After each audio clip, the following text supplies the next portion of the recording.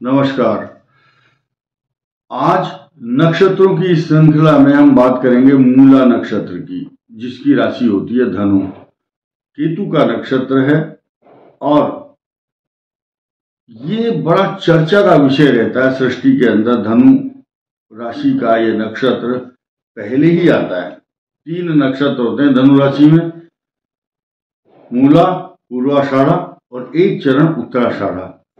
अब हम केतु के इस नक्षत्र की बात करते हैं। 27,000 मंत्रों से गंडमूल शांति होती है उस बच्चे की जिसका जन्म मूल नक्षत्र में होता है। गंडमूल नक्षत्र बड़ा कष्टकारक होता है। 27,000 मंत्र का जाप और दशांश हवन करने के बाद मूल की छाया का दोष दूर होता है। इसीलिए सभी माता पिताओं को जन्म के समय ये विचार करना आवश्यक होता है कि किसी विद्वान ब्राह्मण के पास जाकर के परामर्श करें और ये देखें कि उसके बालक का जन्म कहीं गंडमूल नक्षत्र की छाया के साथ तो नहीं है। ऐसी स्थिति में भी शास्त्रों में भी ये वर्णन है। कुछ लोगों में देश रीति, काल रीति और शास्त्र रीति के अनुसार माता पिता ऐसे बच्चों का मुख नहीं देखते हैं, ऐसा भी विधान कुछ क्षेत्रों में बताया गया है। खैर, केतु की महादशा रहती है जन्म के समय। केतु कष्टकारक होता है, तो सभी कष्ट पाते हैं ऐसा नहीं है, निर्भर करता है केतु कहाँ बैठा है। आइए हम शुरू करते हैं कि मेष लगन और धनु राशि मूल नक्षत्र हो, धनु राशि होती है और चंद्रमा भाग्य स्थान में होगा, ऐसा व्यक्ति जीवन भर सुखी रहता है। उसके लिए शुक्र, सूर्य, चंद्र, मंगल, राहु, बृहस्पति सारी दशाएं शुभ फल प्राप्त करती हैं। और वृषभ लगन, गंडमूल नक्षत्र, धनु राशि, चंद्रमा कष्टकारक होता है। भाई बहनों के लिए भी कष्ट, बच्चा स्वयं भी रोग कारक, कभी दूध की उल्टी करता है, कफ एवं कोल्ड, जुखाम, खांसी, नमूनिया का रोग। शुक्र की महादशा में भी कुछ कष्ट बीमारी रहती है। उसके बाद सूर्य, चंद्र, मंगल, राहु सब शुभ फल प्रदान करते हैं।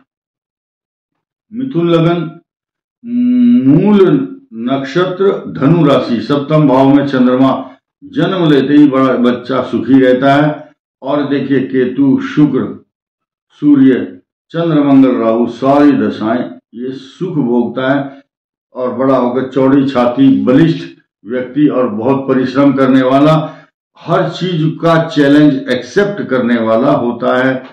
ऐसे व्यक्ति को प्यार से मनाया जा सकता है, गुस्से से, क्रोध से, जिद से नहीं मनाया जा सकता। अब बात करते हैं हम कर्क लगन, छठे भाव में चंद्रमा, मूल नक्षत्र है। छठा चंद्रमा होगा धनु राशि, तो रोग कारक होता है। लगन का स्वामी जब छठे चला गया तो रोगी होगा, जन्म के समय बीमार रहेगा। कहीं अगर केतु साथ में है तो और भी अधिक कष्टकारक होता है। ऐसा व्यक्ति गलती से, अगर माँ उसको अमृत की दवाई भी पिला रही है ना, तो गलती से कुछ दूसरी दवाई जो शरीर में विषैला प्रभाव करती है, गलती से ऐसा बच्चा बाल्यावस्था में कुछ पानी पीने के चक्कर में कुछ गलत चीज पी जाता है, तो अपयश नहीं कह सकते इसको, लेकिन गलती से पेय पदार्थ समझ करके कुछ ऐसी वस्तु पीना जो विषैली शरीर में कष्टकारक होती है। लेकिन सूर्य, चंद्र, मंगल, राहु ये सब दशाएं ग्रहों के अनुसार शुभ अशुभ फल देती हैं आगे चल करके। लेकिन शुक्र की दशा इनकी बाल्यावस्था में बीत जाती है, 20 वर्ष की, 25 वर्ष की उम्र तक। उसके बाद सूर्य, चंद्र, मंगल सब अच्छे फल देते हैं। चंद्रमा की दशा में शत्रुओं की पीड़ा जरूर सहन करता है ऐसा व्यक्ति, शत्रु इनको कष्ट देते हैं। अब हम बात करेंगे सिंह लगन और मूल नक्षत्र, धनु राशि, पंचम भाव में चंद्रमा। ऐसे व्यक्ति अपनी बुद्धि, ज्ञान, विवेक, अपने ज्ञान से अपना नाम दूर दूर तक कमा लेते हैं। बचपन में केतु की दशा इनका कुछ बिगाड़ नहीं सकती विशेष, लेकिन शुक्र की दशा में और भी अधिक उन्नति करते हैं। अच्छी नॉलेज, गुड एजुकेशन, अपने प्रताप से, अपने प्रभाव से, अपने परिश्रम से ऐसे व्यक्ति उच्च पदों पर प्राप्त करते हैं, विदेशों में भ्रमण करते हैं तथा इनका नाम दूर दूर तक होता है। ये अपना ब्रीफ केस लेकर के जहाजों में इधर उधर घूमते हैं। बृहस्पति अगर ज्यादा प्रबल है तो इनका नाम चिकित्सा, ज्योतिष, शिक्षा, न्याय, किसी भी अच्छे क्षेत्र में इनका नाम होता है। जिद्दी होते हैं, प्यार से काबू में आते हैं, गुस्से से नहीं आते। इनको दबाव में कोई नहीं ले सकता। कन्या लग्न और धनु राशि मूल नक्षत्र वालों की बात कर रहा हूं मैं। अधिकांश जन्म के समय केतु की दशा कष्टकारक, लेकिन सुख, वैभव, मान सम्मान सब कुछ मिलता है, क्योंकि लाभ स्थान का स्वामी चंद्रमा केंद्र में होता है इनके। और उसके बाद इनकी केतु, शुक्र, सूर्य, चंद्र, मंगल, राहु सारी दशाएं बहुत अच्छा शुभ फल प्रदान करती हैं, क्योंकि शुक्र बेस है या आधार है, यहां से चलता है सुख। फिर लगातार विदेश यात्रा, अच्छी एजुकेशन, नाम, गुड फेम और नेम सब होता है। और तुला लग्न, धनु राशि मूल नक्षत्र में जो पैदा होते हैं, तीसरे भाव में चंद्रमा, इनका चंद्रमा भाग्य स्थान को देखता है, इनके भाग्य की उन्नति होती है। लेकिन केतु की दशा में पेट का रोग, परेशानी, कष्ट, अशांति, चिंता, इन्फेक्शन, संक्रामक रोग की संभावना। उसके बाद आते हैं शुक्र, इनको कष्ट देता है लेकिन तरक्की भी देता है। लेकिन सूर्य की दशा में जो तेज इनका चमकता है वो उदाहरण देने योग्य है। चंद्रमा की दशा में उच्च पद का लाभ, ज्ञान, बुद्धि, विवेक, सोना चांदी, वैभव, अच्छी प्रॉपर्टी तथा अच्छे फ्लैट और अच्छे बड़ी बड़ी कार में घूमने का मौका मिलता है। आगे मंगल और राहु की दशा भी शुभ फल प्रदान करती हैं। फिर वृश्चिक लग्न और धनु राशि, धन भाव में चंद्रमा, और चंद्रमा कौन सा है? वो भाग्य स्थान का स्वामी। तो धन, वैभव और इसके साथ साथ बैंक बैलेंस, अच्छी वाणी, ऐसा व्यक्ति अपने प्रभाव से सबको अपना बनाना जानता है। इन्फ्लुएंस होता है। दसम भाव का स्वामी अगर सूर्य अच्छा तो पिता का भाग्य भी इस बच्चे के माध्यम से ऊंचा उठ जाता है, पिता की भी तरक्की होती है। या अगर आपके सूर्य स्वग्रही या लगन में है तो एंसेस्टर्स या आपके जो पूर्वज काम करते थे, किसी का बिजनेस है, बहुत बड़ा फैक्ट्री चल रही, तो बच्चा भी उसका मालिक होगा। लीग से हटकर राहु और केतु अगर केंद्र में या राशि के साथ है तो लीग से हटकर काम करता है व्यक्ति। और उसके बाद केतु, शुक्र, सूर्य, चंद्र, मंगल, राहु ये दशाएं शुभ फल प्रदान करती हैं। और धनु लग्न और धनु राशि मूल नक्षत्र, अजीब संयोग है। देखिए, तो ऐसी स्थिति में जन्म के समय चूंकि अष्टम भाव का चंद्रमा लग्न में है तो रोग कारक चंद्रमा बनता है और केतु भी कष्टकारक होता है। अब केतु कहाँ बैठा है और चंद्रमा को कितना प्रभावित करता है, this is depend upon the planetary position of the horoscope. लेकिन जब शुक्र की दशा आएगी धनु राशि वाले मूल नक्षत्र वालों की, वो उनको शुभ फल देगी, क्योंकि लाभ भाव का स्वामी चंद्रमा, अच्छी एजुकेशन होगी।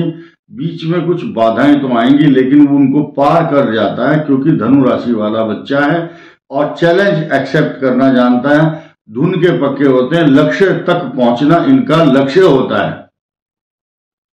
इनकी वो स्थिति होती है धनु राशि धनु लग्न, जैसे अर्जुन को कहा गया आप क्या देख रहे हो कि चिड़िया की आंख दिखाई दे रही है और कुछ नहीं दिखाई दे रहा आसपास। तो अपने लक्ष्य को प्राप्त करना जानते हैं। इसके बाद इनकी शुक्र और सूर्य, चंद्र, मंगल, राहु की दशाएं सब शुभ फल प्रदान करती हैं, कोई कष्ट नहीं देती कोई दशा इनको। मकर लगन धनु राशि बड़ा कष्टप्रद इसलिए रहता है क्योंकि चंद्रमा 12वें भाव में चला गया।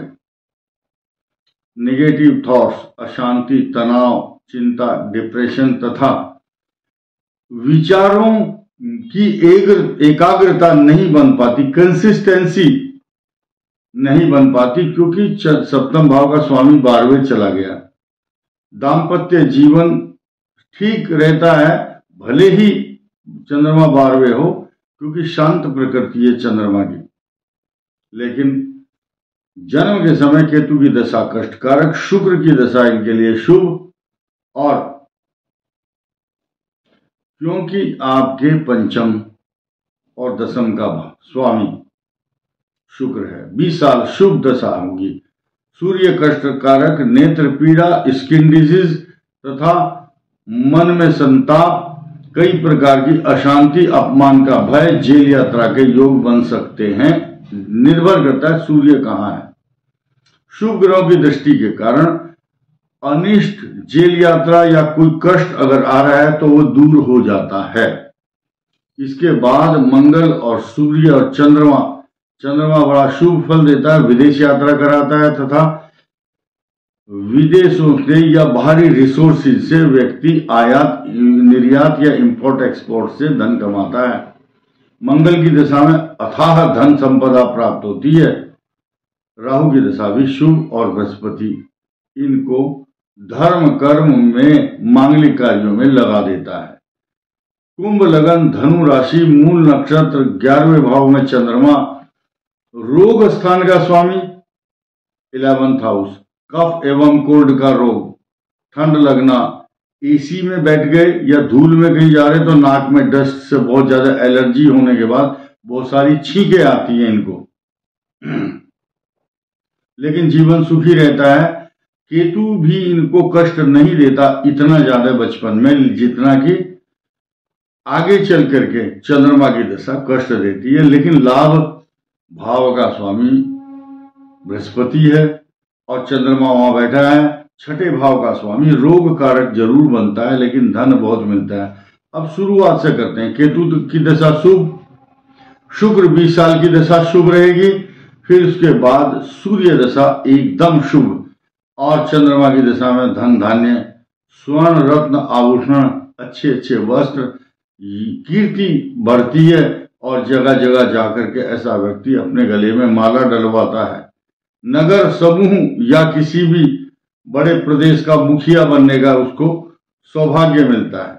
मीन लग्न और धनु राशि, 10वें भाव में चंद्रमा, जन्म से ही सारे सुख इनको प्राप्त होते हैं, क्योंकि इनके पंचम भाव का स्वामी केंद्र में बैठ जाता है, पिता के स्थान पर। राज दरबार, सामाजिक प्रतिष्ठा, नौकरी और प्रमोशन देने वाला बनता है आगे चल करके।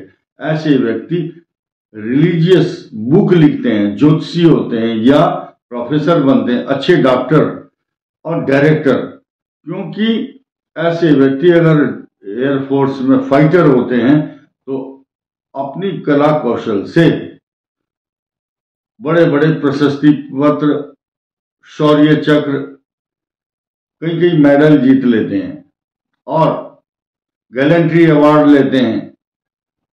चंद्रमा की दशा शुभ रहती है। सूर्य चंद्र शुक्र की दशा तो शुभ फल देगी ही देगी इनको। केतु सूर्य चंद्र मंगल बुध, ये सारी दशाएं शुभ फल क्यों देती हैं? क्योंकि चंद्रमा केंद्र का, बाहर का स्वामी त्रिकोण का केंद्र में, और मंगल भाग्य स्थान का स्वामी।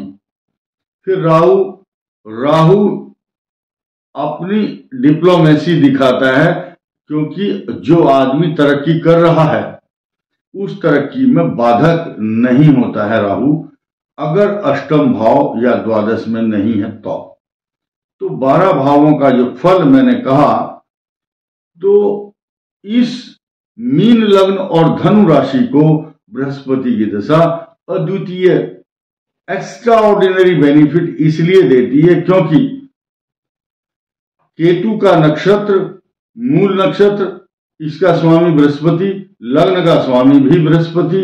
अब इन दोनों का कॉम्बिनेशन जब बृहस्पति की दशा आएगी वो इनको एक्स्ट्रा ऑर्डिनरी लाभ देती है।